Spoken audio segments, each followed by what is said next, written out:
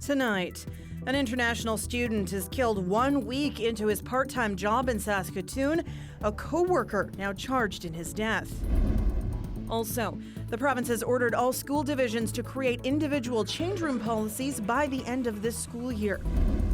Plus, a man from Regina helps reunite an Ontario couple with their dog after it ran off during a road trip.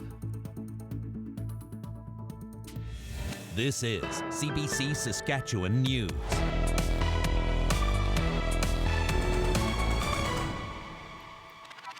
It is Thursday, January 23rd, and the CBC Saskatchewan News starts right now.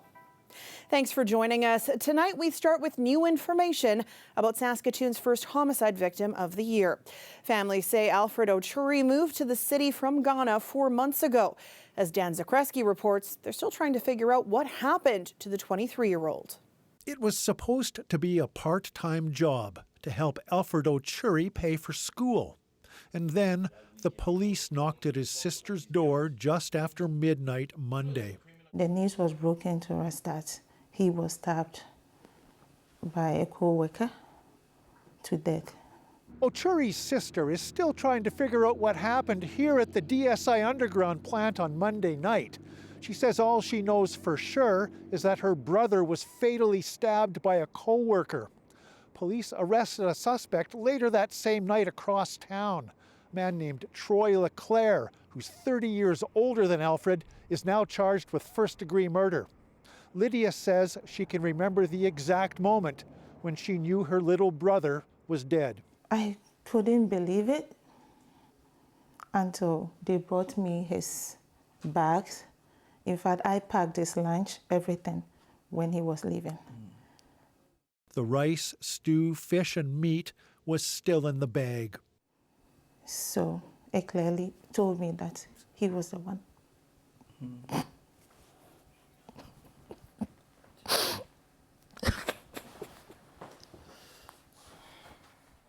Alfred Ochuri moved to Saskatoon from Ghana 4 months ago. He came on a student visa to study computer science. He stayed with his sister, who moved here 2 years ago. Lydia says he started working part-time at DSI Underground just last week. He'd taken Uber to work and then come home and study. She says other Africans also worked in the North End building. Word of the homicide spread fast in the city's tight-knit Ghanaian community. Alexander Oseawosu is a family friend who came to Canada 8 years ago. He mentors other young men like Alfred who took the same path. So I was excited for him that I know that I was also in the same situation like him, and therefore he's also going to find his feet at the end of the day in Canada, and Canada is going to be his home. So I don't know how to describe it now. How do I convince the younger folks that it's going to work? The man accused of killing Alfred Ochuri is back in court next week. Oseawosu says the Ghanaian community will be there in force. Dan Zakreski, CBC News, Saskatoon. The Saskatoon Police Service is collaborating with Family Service Saskatoon to create a team dedicated to intimate partner violence. It offers counseling to people, including family violence prevention. The new team was discussed during a Board of Police Commissioners meeting on Thursday. It's meant to provide a more fulsome approach, including follow-ups. It was created out of concern over the rising calls over the COVID-19 pandemic.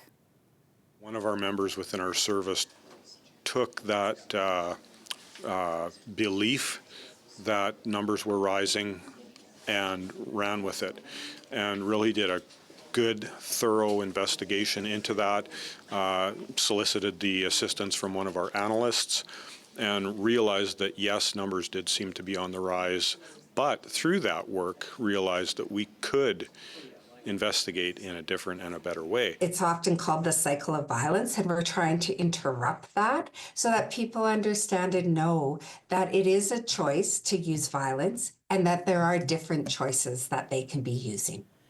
Saskatchewan has the highest rate of intimate partner violence among provinces. Bowman hopes early intervention from this team will help lower those numbers. Last week, we told you about nightmare vacations taken by two Saskatchewan families, both extremely sick at a Cancun resort, but refusing to sign confidentiality agreements. As Jeremy Warren reports, now they're getting refunds. It's not easy to get compensation when you're up against travel industry giants, but 2 Saskatchewan families are getting refunds for their horrible holidays. They got sick from a suspected foodborne illness at the Royalton Splash Riviera Cancun resort. Staff told them they had to sign a non-disclosure agreement, or NDA, to see a doctor. This family refused. They booked through Sunwing Vacations. No one responded to me really at all from Sunwing at all for 3 weeks. But then the day the story came out, I got a very long, very apologetic email. And they just yesterday let us know that they're refunding the cost of the stay at the resort. A family in Yorkton told CBC News a similar story about the same resort. Jeslyn Schigel was there with her husband and 2 boys. She booked the vacation with WestJet. The company offered her a $10,000 refund plus travel credit. I just thought, okay, I need to document. I need to take videos. I need to take pictures. So it's really important to make sure that you have those kind of as your backbone, so that when you do reach out to your travel agent, to your tour company, whoever it may be, that you're like, hey, this is what happened. This isn't right. Here's the proof for it. Dozens of people reached out to the women with similar stories. Some signed NDAs, others are waiting for compensation. Most are just frustrated. It's not so much that they want compensation, it's that they want either to be heard because they had the same experience and they felt like alone in that. WestJet and Sunwing apologized to both families. The company that operates the resort says it's investigating the complaints. Jeremy Warren, CBC News, Saskatoon. The government has ordered all Saskatchewan school divisions to create individual change room policies by the end of this school year. During the election, Scott Moe said his party wanted to ban what he called biological boys from using change rooms with biological girls. The Ministry of Education says most schools already have change room policies in place, so it's being left up to each division to develop one, and concerns will be dealt with on a case-by-case basis. It was asked if LGBTQ+ people had been consulted. There's obviously been some conversations that have happened at board tables, and so have some of those conversations involved the LGBTQ community? Quite possibly. I can't say for certain. School divisions have indicated to me that they feel that it's up to their locally elected school boards. So I've been assured by the school divisions and by the SSBA that they will be responsive and reactive to questions, concerns, inquiries that are raised by individuals living within their school divisions. All school divisions must have their change room policies made public by June 30th. Saskatoon's new mayor is facing some tough questions about what to do about the city's homelessness crisis. And this week, those questions came from the youngest residents. Helena Mahalik reports. But we have done some research what other cities in Canada, the United States, and other parts of the world are doing to try to decrease and eliminate homelessness. These grade 6 students at École Silver Spring School have been learning about homelessness on a global level. Mayor Cynthia Block visited the class Wednesday to discuss the crisis in our own community. I can't believe how much work they've put into this and how involved. Like they learned about something. They also decided they wanted to do something about it. The class has been reading a book called The Bridge Home, which follows the journey of 2 women in India and their struggle living out on the streets. Students were tasked with diving deep into how homelessness is dealt with across the world.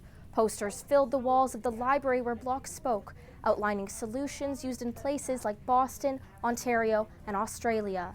Block was so impressed with the research that she asked to take copies back with her to City Hall. The class's teacher says she wanted her students to learn about the issue from a solutions-based approach. I wanted them to see the hope of homelessness. I wanted them to think about empathy and learn empathy for others across the world, but also to connect it here, that it's not just something that happens across the world. What are your thoughts on making housing more affordable? Students weren't afraid to ask Block the tough questions, like why some people don't access shelters, how people end up on the streets in the first place, and if race is a factor in homelessness. I feel like it'll definitely stick with me, and I feel like it definitely affects the way I see things about Saskatoon as a whole. And I feel like it's definitely kind of like a brain chemistry changing stuff to learn, because it's definitely like it's a really complex topic, and I feel like we're really lucky to get to learn about it. Block told the students she's putting forward a motion to address homelessness at next week's council meeting. Students say the conversation with Block changed not only their view of the city, but on their community and privilege as a whole. Helena Mahalik, CBC News, Saskatoon. With another milder winter day in Regina, another day to come with snow in the forecast, and after that, sunshine. Riley Lachuk will have more on what's to come weather-wise after the break. Stay.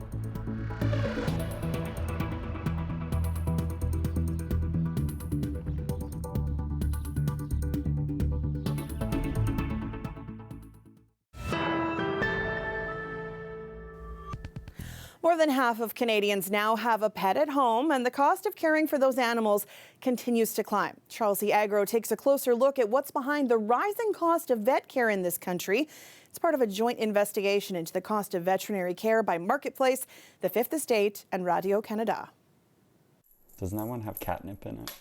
When Guppy the cat stopped eating, Maya Terzic rushed him to the vet. After agreeing to a few $100s worth of blood work, she was shocked when she got a bill for $1,100.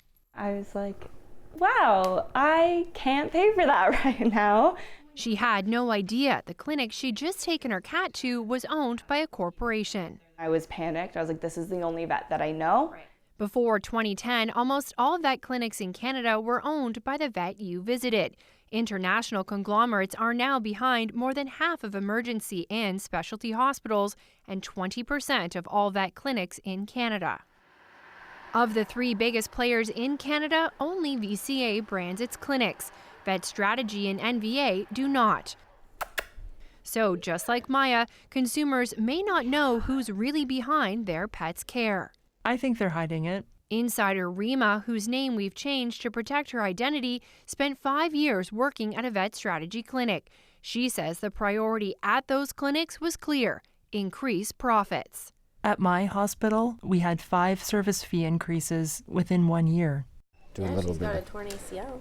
Pricing strategies St. John-based vet Dr. Ivan Zach says are driving up the cost of care across the country. The danger there is that everybody starts comparing to the clinic that is owned by a corporation that says, okay, well, we can go that high. VCA says they offer a range of pet health care services in an effort to keep veterinary care accessible. NVA says they don't change the name of a clinic after they buy it to respect the legacy built by the veterinarian.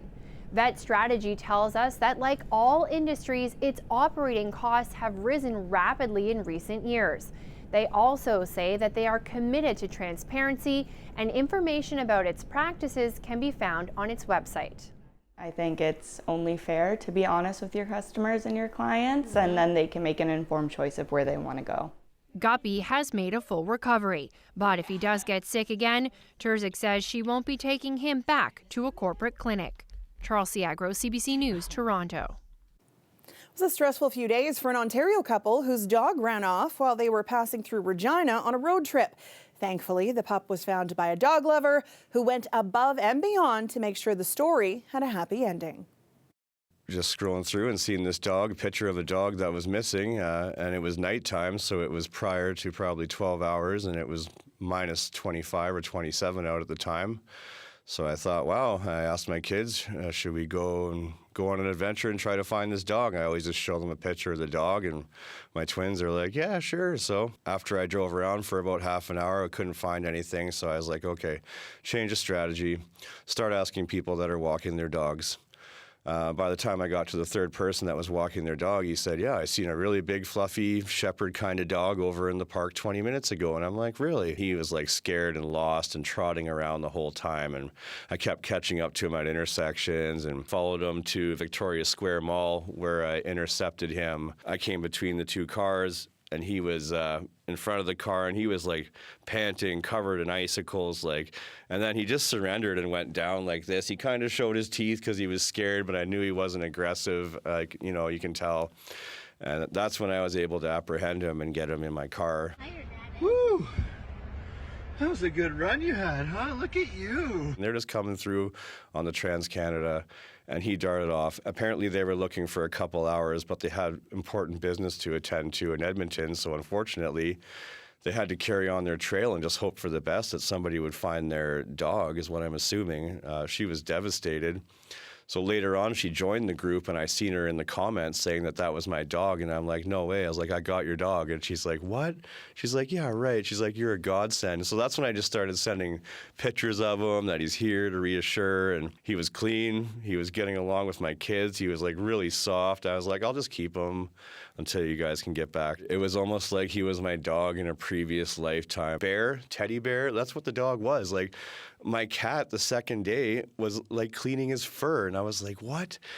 And he was sleeping in my daughter's bedroom beside her bed right away, like just protecting her, like he favored her. And I was sending pictures to the lady trying to butter her up to, you know, maybe keep the dog if you guys change your mind or whatever. He's actually like a citizen of their little community. They live in a 500 people community, and she works at a hardware store there and takes him to work.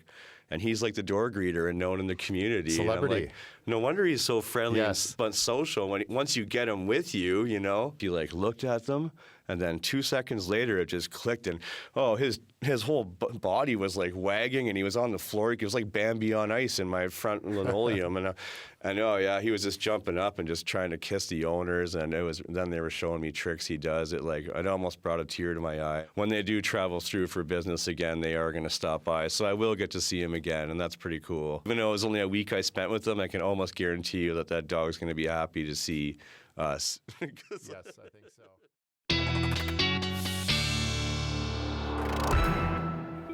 A live look now at Regina, where it's currently -7 degrees. It was another milder winter day today. Really beautiful out there. Weather specialist Riley Lachuk is in for Ethan Williams today and has more on the forecast. Well, thanks, Sam. Yeah, we have seen a little bit of snow starting to develop in parts of central Saskatchewan throughout the day today, and even some of that through the afternoon hours down into the southwest corner of the province. Maple Creek into Shaunavon seeing some light flurries. This will continue making its way southeast as we get through the evening hours tonight, and that combined with a little bit of wind as we get through the night tonight could lead to some blowing snow on some of those open highways, particularly Highway 11, Highway 16, really any of the open highways. The potential, at least there, for some blowing snow and some visibility concerns overnight into the morning on Friday.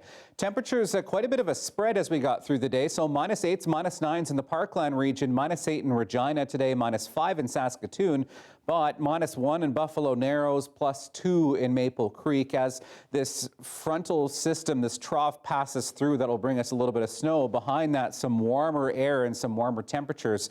So we're looking at a brief warm-up before we get back down toward more seasonal conditions in time for the weekend. So as we get through the night tonight, the rest of the snow kind of makes its way south and east off into Manitoba. Behind that, some cloud cover to start the day on Friday, little bit of wind, but we will see the wind ramping up as we get through the day tomorrow, and even the risk that we could see a few more flurries throughout the day, really province-wide throughout the day on Friday. So be prepared for some wind, a little bit of snow, and a mostly cloudy day with some peaks of sunshine as we get through the day on Friday. Behind that, a little bit more substantial clearing, and with that comes a return to more seasonal temperatures for Saturday, but the long-range models indicating that we'll see temperatures warming up once again as we start next week. In terms of accumulation, really not much more coming other than maybe a dusting. Maybe we see a couple of centimeters of snow.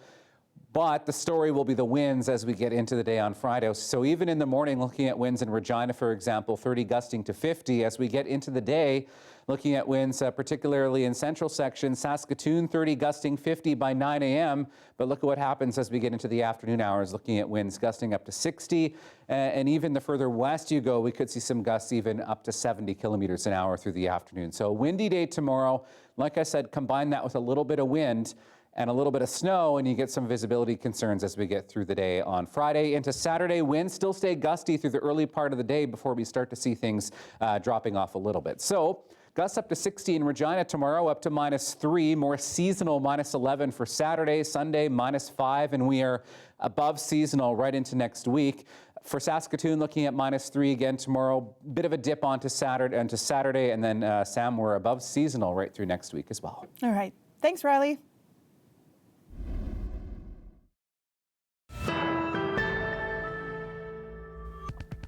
Prime Minister Justin Trudeau says the federal government is striving to avoid U.S. tariffs, but he says Canada will be ready with a strong response if necessary. Whenever he says he's going to do it, as he keeps repeating, two things will happen. One, Canada will have a strong, robust response, because we don't want this, but we will respond if necessary. And two, prices for American consumers on just about everything will go up. And we don't think he wants that. It is deadline day for entry into the Liberal leadership race. Candidates must have submitted a $50,000 deposit by this evening. Ontario MP Karina Gould is one of at least 6 who have already declared. I have just left the party office where I deposited my papers to be an official candidate in the upcoming leadership race. In addition to Gould, former Deputy PM and Finance Minister Chrystia Freeland has already announced she's seeking the top post.